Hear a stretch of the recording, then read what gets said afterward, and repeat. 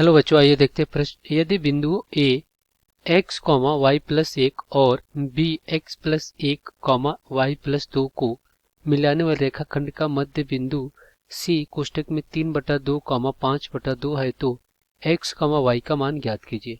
हमें x और y का मान बताना है कि क्या होगा। तो यहाँ पे हम लिखेंगे मुख्य अवधारणा। मुख्य अवधारणा, तो ये क्या होगा इस प्रश्न के लिए।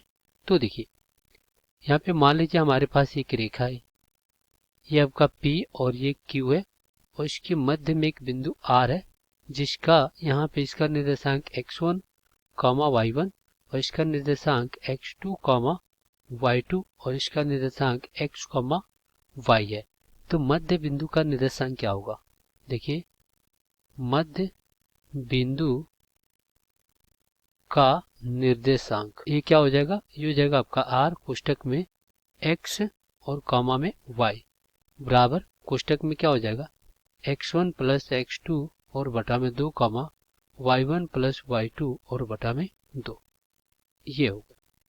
अब हम क्या करते हैं, यहाँ पे लिखते हल। चलिए यहाँ पे जो हमारे पास ये बिंदु दिया गया है, ये दिया गया x कॉमा वाई प्लस एक और यहाँ पे जो बिंदु b दिया गया है x प्लस एक कॉमा वाई प्लस दो। अब यहाँ पे क्या करते हैं, एक रेखा बनाते हैं। ये आपका क्या है, a है और ये b है। अब a का निर्देशांक x कामा वाई प्लस एक और यहाँ पे जो b का निर्देशांक है x प्लस एक कामा वाई प्लस कितना 2। ये हो गया। और इसके मध्य में एक बिंदु क्या कर रहे हैं, यहाँ पे c दिया गया प्रश्न में c, इसका निर्देशांक 3 और बटा में 2 कामा 5 और बटा में कितना 2 है। तो x और y का मान ज्ञात करना है। तो यहाँ पे मध्य बिंदु का निर्देशांक c कोष्टक में 3/2 कामा यहाँ पे 5/2 बराबर क्या हो जाएगा कोष्टक में x1 प्लस x2। तो ये आपका क्या है, x1 x है और प्लस x2 क्या है x प्लस एक और बटा में 2 कामा y1 प्लस y2।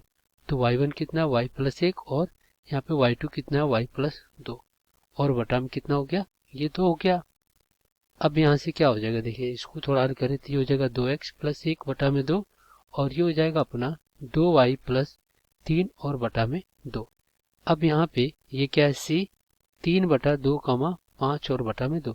अगर हम इसका तुलना करते हैं तो ये हो जाएगा 2x प्लस एक और बटा में 2 और बराबर में यहाँ पे 3/2। तो ये हो गया आपका 3 और बटा में 2। तो 2 से 2 कट गया तो ये हो गया 2x प्लस एक बराबर में 3। तो यहाँ से 2x बराबर 3 माइनस 1। तो यहाँ पे 2x बराबर कितना 2। तो यहाँ से 2 से 2 कट गया तो x का मान कितना आ गया, 1 आ गया। ये x का मान आ गया। अब हम y का मान ज्ञात करेंगे 2y प्लस 3/2।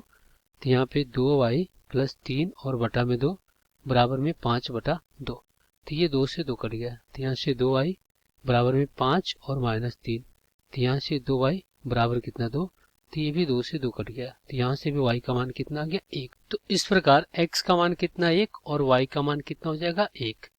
तो ये क्या हो गया, x और y का मान हो गया और यही आपका उत्तर होगा इस प्रश्न के लिए।